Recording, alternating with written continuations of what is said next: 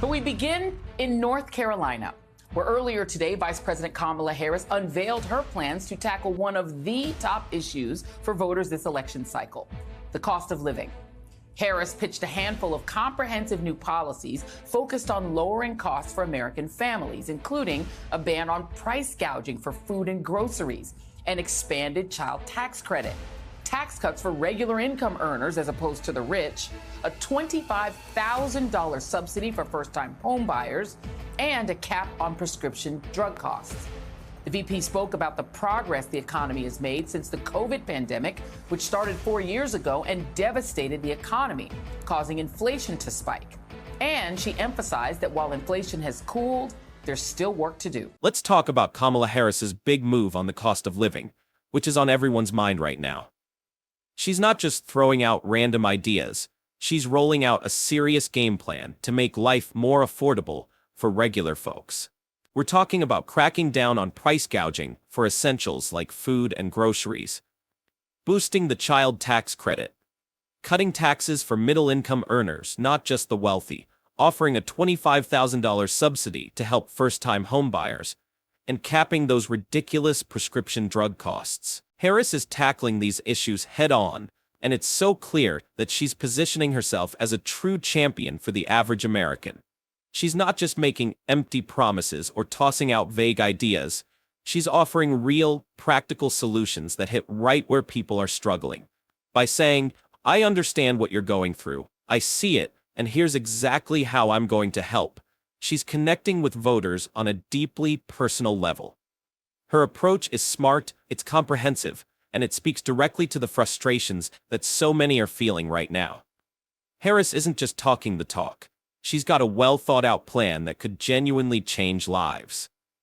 For voters who felt ignored, overlooked, or left behind, this is exactly the kind of message that resonates. It's not just about campaigning. Harris is laying out a clear, actionable path to make things better, and she's doing it with heart and determination. In a time when people are desperately seeking real solutions and tangible results, Harris's message is powerful and impossible to ignore. She's proving that she's not just another politician. She's someone who's truly ready to lead and make a real impact where it counts. This is the kind of leadership that inspires hope and brings people together. We know that many Americans don't yet feel that progress in their daily lives. Costs are still too high. And on a deeper level, for too many people, no matter how much they work, it feels so hard to just be able to get ahead. As president, I will be laser focused on creating opportunities for the middle class that advance their economic security, stability, and dignity. Together, we will build what I call an opportunity economy. Now, Harris isn't just stopping at laying out her own policies. She's taking it a step further by drawing a sharp contrast with Donald Trump. She's not afraid to call him out for showing up in the same state, supposedly to talk about the economy, but then, big surprise, offering nothing concrete. Harris is like, he says he's got something to say about the economy, but where are the actual plans? And honestly, it's a solid move on her part.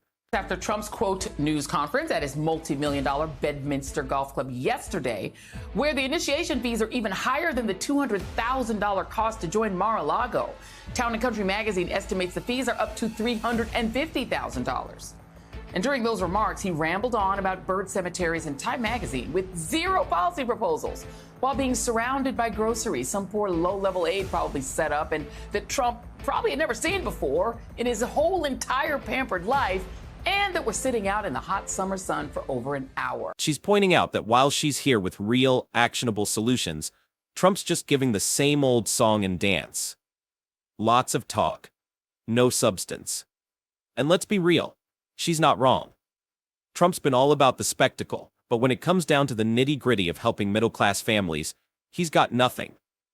By highlighting this, Harris is setting herself up as the candidate who's actually got a handle on what needs to be done, while Trump's still stuck in his usual routine of empty promises.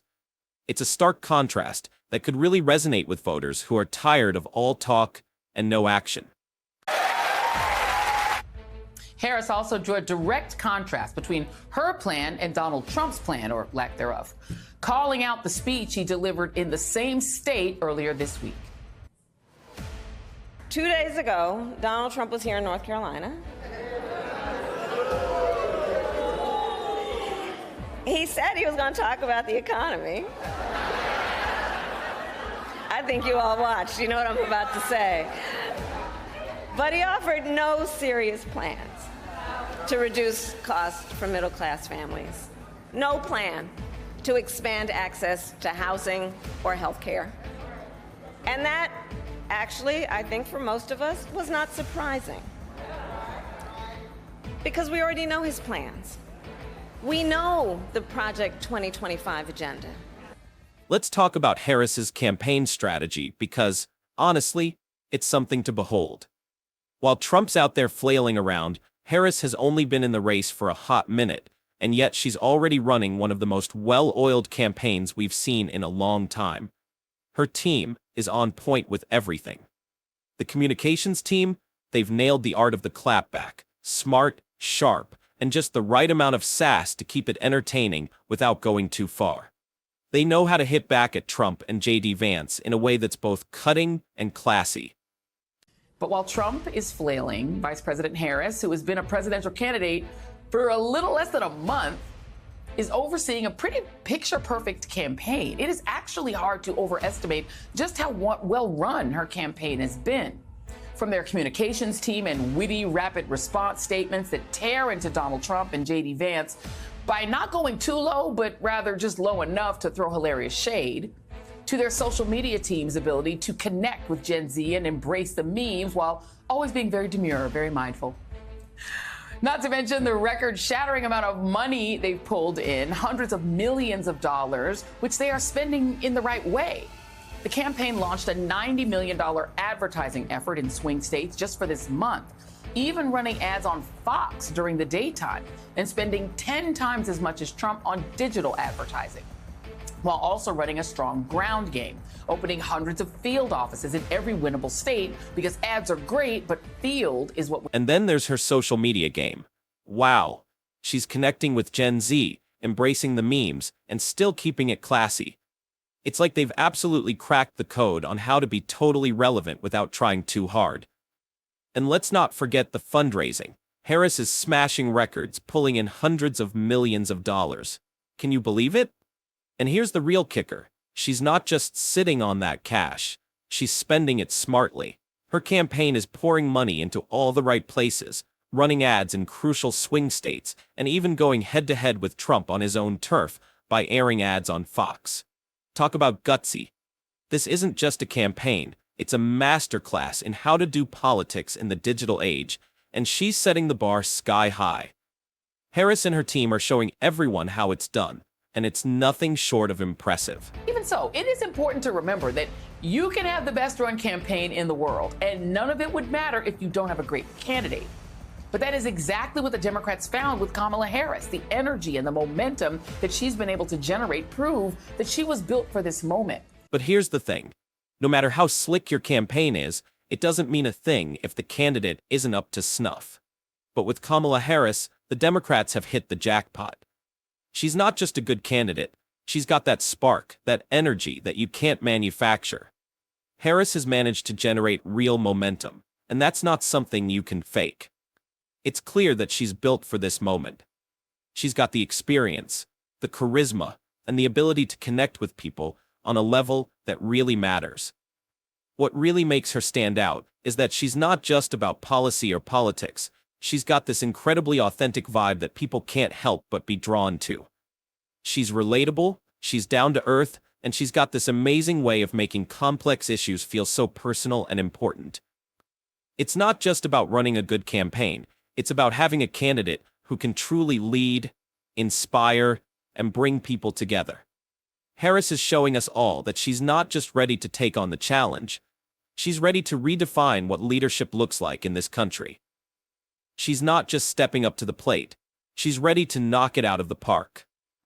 This is more than just politics as usual. It's about creating a new vision for what leadership can be. And Harris is absolutely the one to do it. And then there's this Kamala and the coach video. Honestly, it's a stroke of genius. It's not your typical campaign ad. It's more like a casual chat between two friends, talking about everything from their favorite foods to serious issues, with a dash of humor. It's got this TV talk show vibe that makes it super relatable. It's like, here are two people you could actually see yourself hanging out with, and that's the whole point. Between her and Trump could not be more stark. And she doubled that by doing something kind of revolutionary, just picking a running mate she vibes with, while Trump and Vance are rarely even seen together. All of this is highlighted in a new video of Harris and Walz, where the two are just having a sit-down conversation about their lives, food, and music, as well as the issues. Kind of like a TV talk show, Kamala and the Coach. Catch it on Peacock or Hulu or Netflix. Proving again that unlike the golden toilets washed-up TV star and the hedge fund Yaley woman hater, the Democratic candidates are normal, relatable, and just downright fun and joyful people. Like I have white guy tacos and What is like that, black, like mayonnaise and tuna? What are you doing? pretty much ground beef and cheese. That's and, okay. Do you put any flavor in it? No. Oh. Here's the deal. I called I was hoping you, maybe Tim. we wouldn't have to. I called you, Tim. Yes, You didn't answer, Tim. I know. What happened? The most important call of my life. It popped up, and we didn't recognize the caller ID, and it went to This video does something truly powerful. It humanizes Harris and her running mate, showing them as genuine, down-to-earth people, not just politicians. It's the perfect contrast to the stiff, out-of-touch image that her opponents often put out there. The video is fun, it's joyful, and it paints Harris and her team as people who really get it. They're not just spouting off policy points, they're living real lives, just like the rest of us. It's a brilliant move that makes Harris and her campaign feel accessible, relatable, and honestly, just plain likable. In a world where politics can often feel so distant and disconnected from everyday life, this video does the exact opposite. It brings everything back down to earth in the best way possible, reminding voters that Harris and her team aren't just politicians. They're people who understand the struggles and joys of real life. This approach isn't just refreshing, it's exactly what's needed to bridge the gap between politicians and the public, making Harris and her running mate not just leaders, but people you can actually relate to. To sum up, Kamala Harris isn't just out there making headlines, she's tapping into something much bigger. She's harnessing the power of women's rights, taking a strong stand against the GOP's outdated, often tone-deaf strategies, and bringing a fresh sense of hope and decency back into the political conversation. It's not just about this election cycle. It's about reshaping the future of leadership in this country. Harris's campaign isn't just well-run, it's setting a new standard for how to connect with voters, especially in the digital age. And at the center of it all is Harris herself, a candidate who's relatable, inspiring, and ready to lead. And that's it for today. If you found this analysis helpful and want more content like this, don't forget to hit that like button, subscribe, and share your thoughts in the comments below. Until next time,